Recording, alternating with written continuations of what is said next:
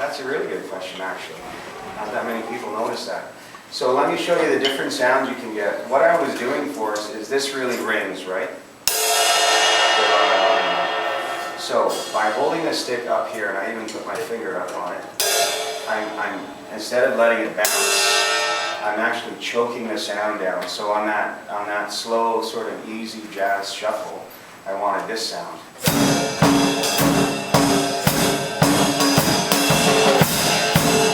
As opposed to,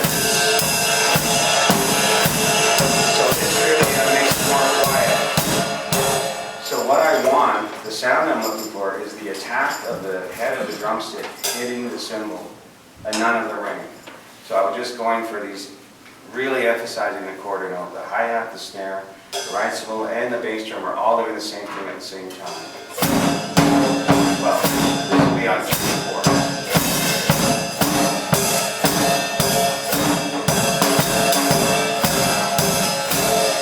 Again, the technique police would say, what are you doing? But it's just something I developed over time. I play the cymbals on the side too.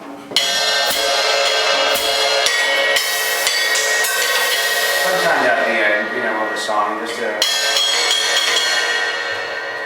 and you can use. That's why I take all these. I have all these other tools. This is called a blast stick, and it's all these small wooden rods. I think it's called a hot rod. Change names. Bamboo something. Anyway, so this is the sound of a stick. This is the sound of a blast stick. It's sort of lighter. It has not as sharp of an attack. And then they make the same thing out of plastic with a whole bunch of plastic rods. It's a brush, but it's made out of plastic, so you get a little bit. It's sort of in between the brushes and a stick or a plastic.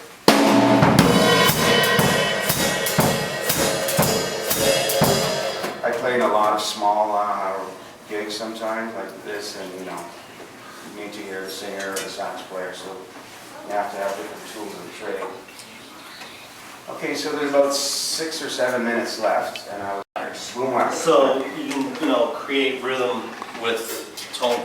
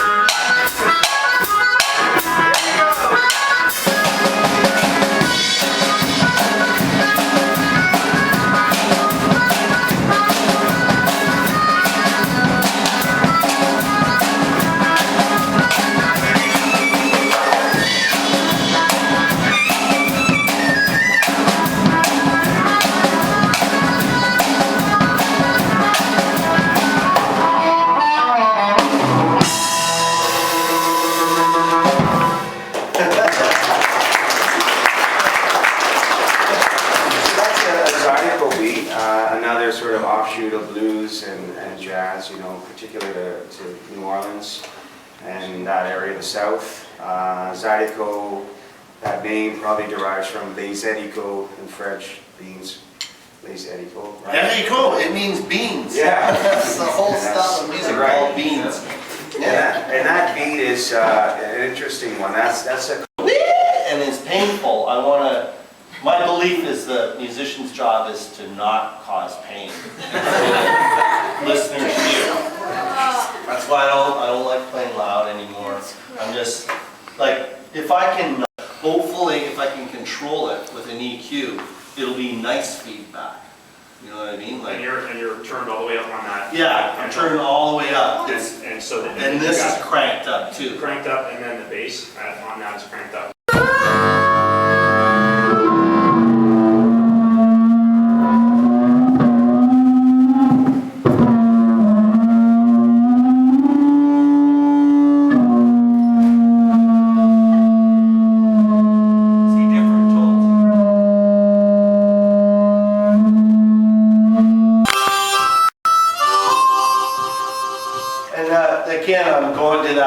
relaxed thing. Like I was doing one that was maybe a bit faster than I'm comfortably doing it at. And just me, but I'll always choose one that's a little easier just so I can make it completely rock with the rhythm. Because I never want to be causing my drummer or my band to suffer because I'm trying to do something fancy that I can't actually play comfortably. Maybe after 10 gigs, sometimes you play 10 in a row, you can basically play anything. You know, you're so warmed up. But I mean like changing diapers and stuff and doing gardening lately, so I'm not that warmed up, you know? So I noticed when I was going a really fast one, I just slowed it down because I'd rather it lock in than be fancy. I've decided that. It's just my way now. I'd rather lock in than do something technically fancy because I can tell if I see a YouTuber or a band if the guy's trying to do something impressive, and to me, I'm never that impressed. But if I just feel this, boom, I feel that's for the people. Yeah, that's for everybody. It's locking. It's like, it's just unselfish. It's just boom, and it's great. You know, I'll always appreciate it. Same, the G string remains the same, the D string remains the same, the A goes straight down to G. And the E gets at the wrong speed, but they're usually in open G or open D. Another guy that further on down the line that really loved open G was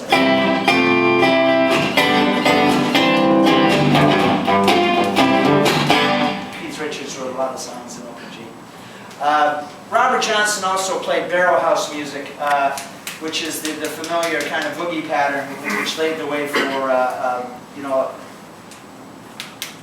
a lot of Chicago blues, jump blues, and also rock and roll through the era.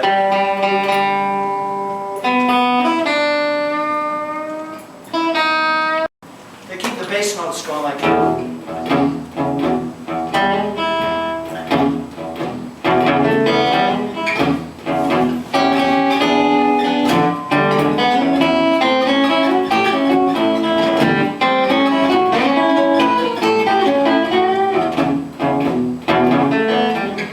sound like a piano. Small for the next 3 minutes. Whoa! This Mrs. A. There was a Mrs. A for you. So I've always believed, like if you listen to Hank Williams, have you ever seen? Like, you know what his original words for that song was? I'm so lonesome I can cry, right? But now it's time to die. Would have been a lot heavier, right? In 1949 or 40 or 50 when he wrote the song. So it depends where you want to take it. But the part that I'm getting at is when you have that feel or that connection, sometimes the songs come along a lot quicker. It's like Willie Nelson, one of my favorite songwriters. Me too. Oh yeah, I mean the words that he has and he sings, and when he did Angel, listen to the words. Just play it goes. If you had not fallen, I might not have found you. Angel, flying too close to the ground.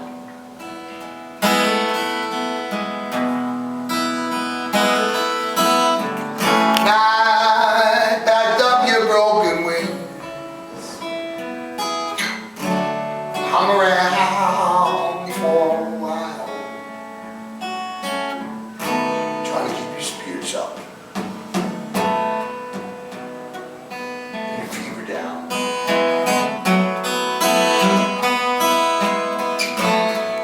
So leave me if you want to, 'cause I will always remember angel flying too close to the ground. There was an angel. There was an actual person that he he's saying about it. And which makes it so real. So, and one time, and I've stole this line many times, he says, Sam, you're writing lots of songs. He says, yeah, I'm just getting tired of living them all out. So anyways, I'm going to tell you a story that was kind of